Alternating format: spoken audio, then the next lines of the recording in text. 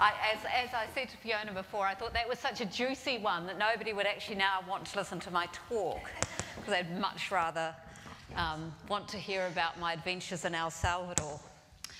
Anyway, so I'm going to be talking to you today. There's my slides. This is like doing a TED talk. It's cool.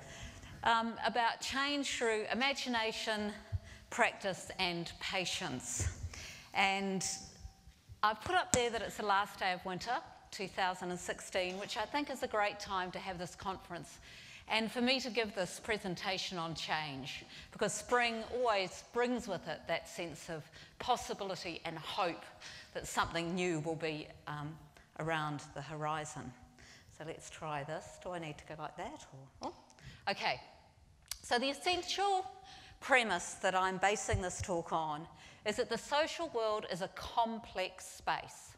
In other words, what makes up everyday life and government and businesses and all the rest of it is lots and lots of people doing lots and lots of things, interacting all of the time to produce something collective that none of us can control.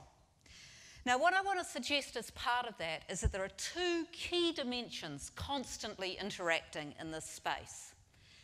And the first of these is imagination. So if you think about your life and society in general, you're waking up in the morning and you're infusing it through your ideas of what life is.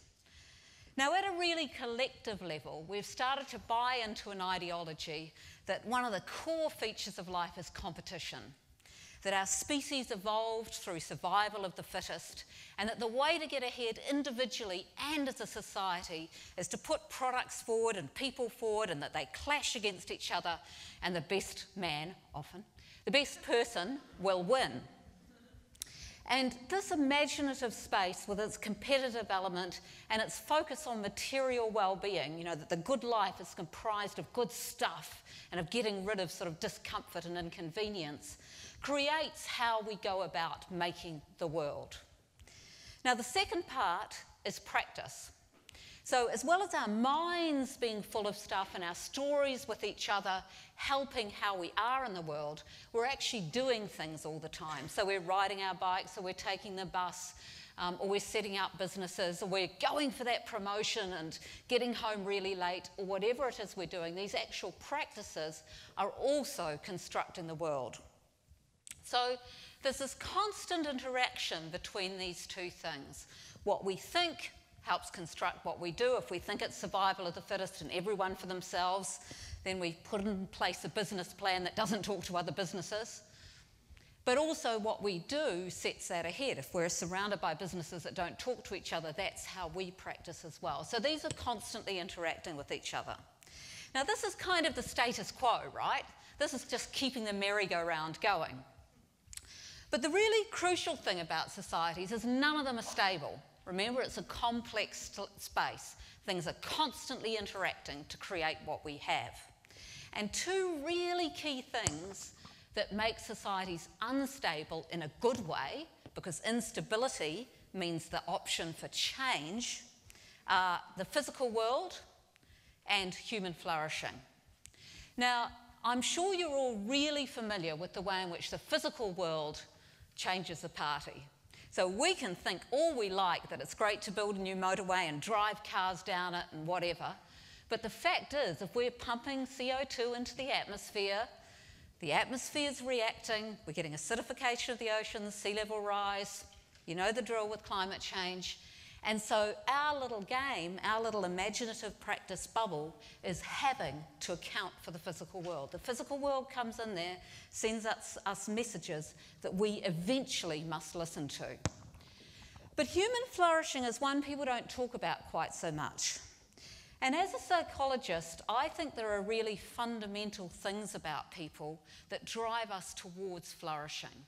Now, it's absolutely unequivocal from any research body and all the wisdom literature that people want to belong. So every human being, more than any other thing, wants to be connected to other human beings.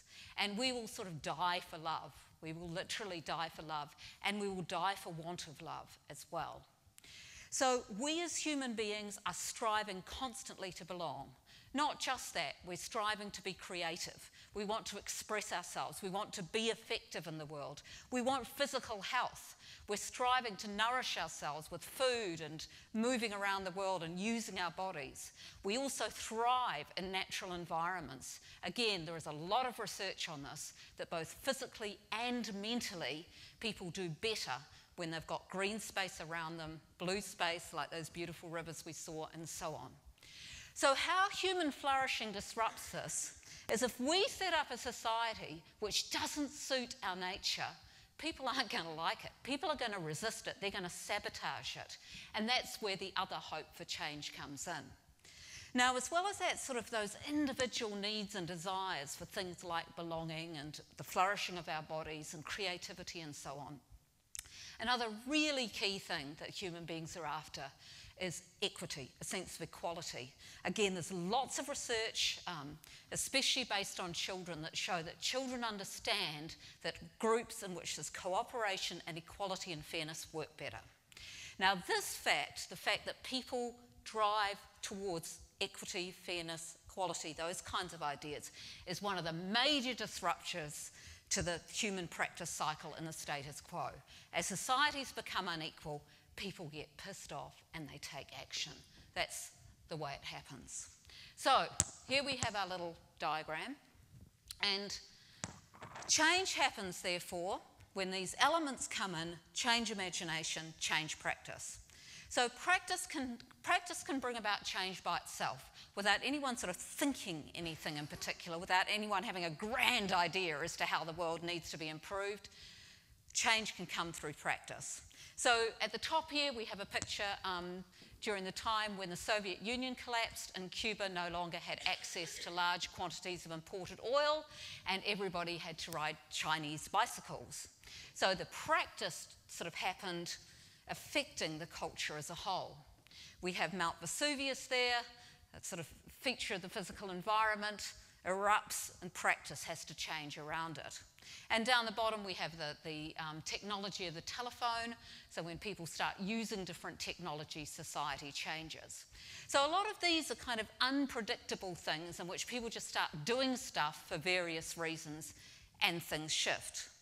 But we can also shift things through these more ideological, imaginative type strategies. So if you think about Marxism, that was essentially an idea about how people should live, an idea about justice. Justice is a very important idea for people. And this created, as we know, revolutions throughout Eastern Europe and Asia. The women's suffrage movement is another idea.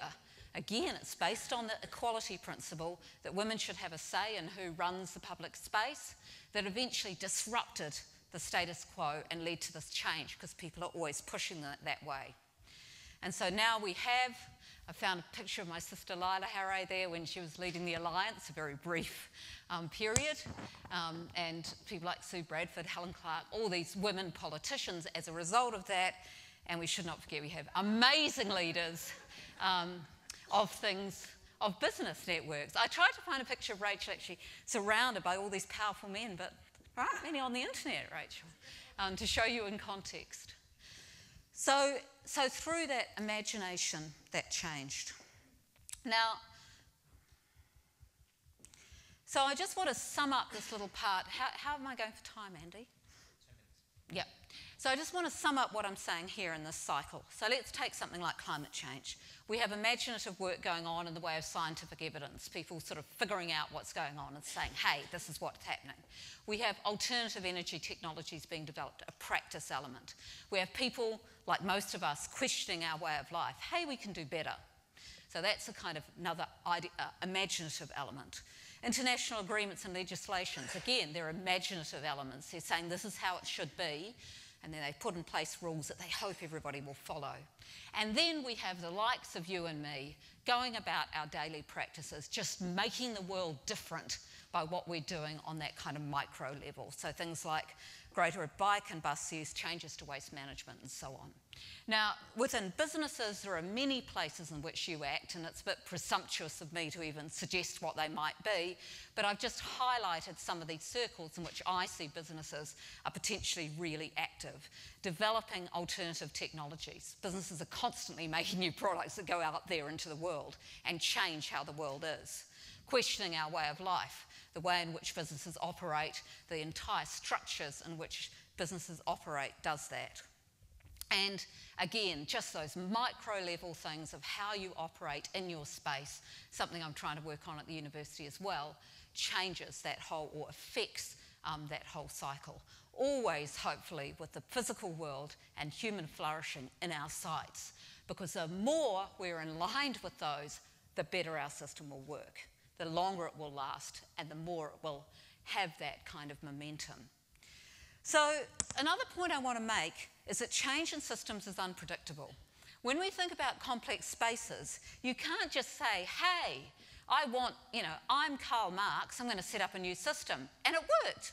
It wasn't like that, was it? Karl Marx sat away in his library or whatever, writing his book, and it happened to gain momentum.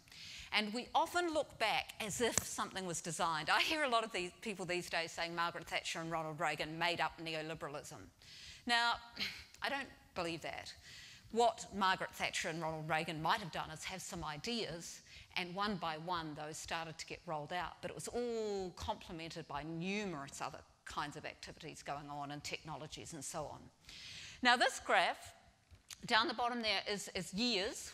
So it starts in 1787, it goes through to 2015. And up the top here is the states of the United States, 50 states.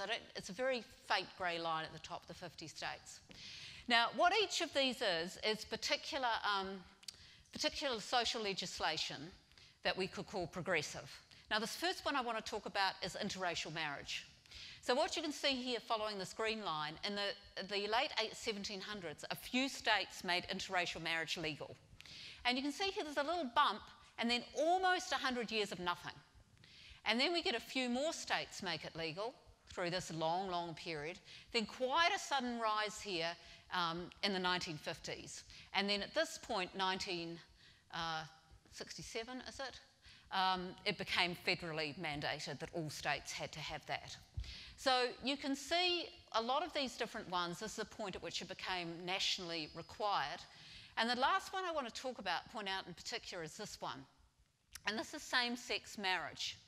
Now, what's interesting about this one is you can see that no states had same-sex marriage until about 2005. Then we got a few, and you can see how incredibly rapidly that took off. Till at the time of this graph, 2015, it's legal in 36 states.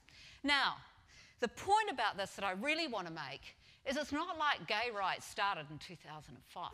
It's not like during all of this period there's been nothing going on, right? Of course not. During all of this period, you know what people have been doing? They've been trying and they've been failing. They've been failing consistently to get things through. So there've been mass rallies, there've been people making all sorts of social statements and fighting at that micro level and apparently getting nowhere. But of course it's ridiculous to say they didn't get anywhere. It's just that it takes all of this unseen work and all of the sense that you're getting nowhere to, boom, all of a sudden get somewhere. So change happens unpredictably and suddenly, and never make the mistake of thinking that the last thing that happened is the thing that did it. And I think this is such a crucial role for those of us working in this space to remember that we will feel like failures 99.9% of the time. And when you get your head around that, it makes it so much easier because you are preparing the ground, as am I. And if we did all fail, at least hopefully we're nice to each other along the way. So, the system, another point, the system that we will create will never have existed. Again, crucial. People often say to me, because I really like ideas like deep democracy, well, show me where it worked. Show me where it worked on a global scale like we've got now. So I can't. Because what we're creating isn't known. And we don't have to have a grand vision. We just have to do the things that we do in good faith that hopefully will amount to something. They will amount to something different. We just don't know what it will be. So, I'm not sure if okay. Did I skip a slide there or not? Oh, I think this is probably fine. Okay, so how much time have I got left, Andy? 5, great. Okay, so how do we do this authentically to bring this back to today's conversation? This is Charles Eisenstein. Some of you might know his book, Sacred Economics. He's written recently in Resurgence magazine, every act of compassion strengthens the global field of compassion. Every choice of conscience strengthens the global field of conscience. The ebb and flow of life calls us sometimes to what looks big and sometimes to what looks small. So again, if you're going to be leader of the Green Party, David Clendon, I know you're here. Awesome, that's big. Those of us who are just taking out our compost, that's small. All of these things matter. We don't know where change will come in complex systems. And the second point I want to make is make a fuss. This is thanks to the Belgian philosopher Isabel Stengers and Barbara Grant, who's an associate professor in the Faculty of Education at our university. Barbara introduced me to this idea of making a fuss. Like, you know what? If it just all feels wrong, just kind of yell and scream and see what happens. That's what she says, and it's a pretty cool idea. Charles Eisenstein, again, there's two photos that I want to show to illustrate this. Charles Eisenstein talks about the story of Marc Dubois, who is an environmental activist working on a campaign to stop damming a river in North America. And he worked for many, many years on this project, and finally the dam was built, destroying this pristine stretch of river. And what Eisenstein says Dubois said is that his grief was so great amongst the team that worked on this, for a long time the devastated members of the group could hardly bear to see each other. So they held their grief for a long time. But you know what happened? Not another single other river was dammed after that. And so Charles Eisenstein says it's almost like the universe was listening. How much do you want this? You know, how much are you going to put yourself out there and make this happen? And yeah, grand failure. But something was sent out into the universe. And I'm not saying in a magical way, like through news stories and through people waking up. You know when you have those arguments with people and you walk away and you're so frustrated because they didn't listen to you, you don't know what's going on in their little minds. Maybe they did listen to you just the same way you argued with someone last week and now their thoughts are working their way into your little mind. So, make a fuss. Second example of that is this woman, who, as you can see, is Sarah Harriet Thomas, and she was the last woman hanged in Bristol. She was hanged on April the 20th, 1849, for the murder of her employer. She was a servant girl in a home. She murdered her employer. And when the executioner, when the governor of the prison came up and told her that he was now taking her to the gallows, she stamped her foot several times and said she would not go. He didn't listen to her, brought in 6 or 7 men that it took to restrain her, to take her to the gallows, where she struggled violently and shrieked in a dreadful manner, according to a newspaper article at the time.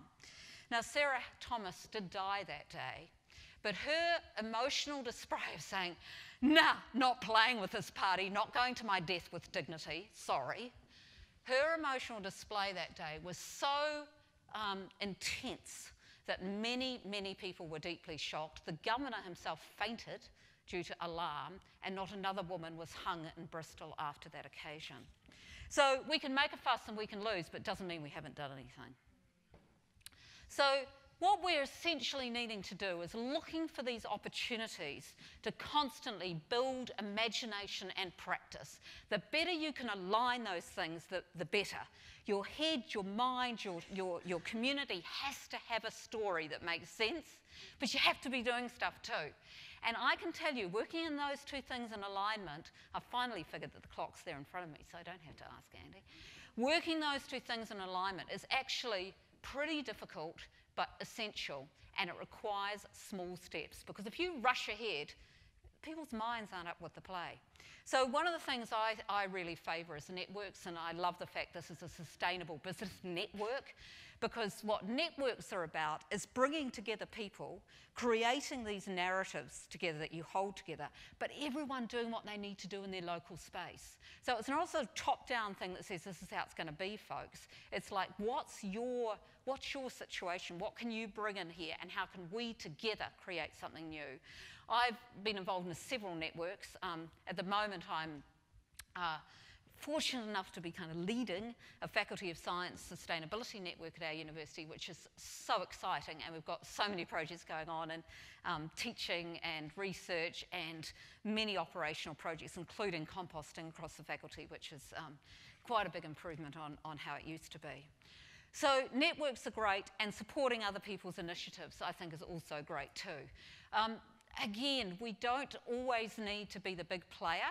We don't always need to be doing our own thing, you know, making our new whatever it is, but bringing that belonging, that joy, that sort of love into other people's work is also really crucial. I often think you should, you know, be spending at least 50% of your time on supporting what others are doing, because that's what you want people to do for you too. So working together in that way is where it's at, and that's my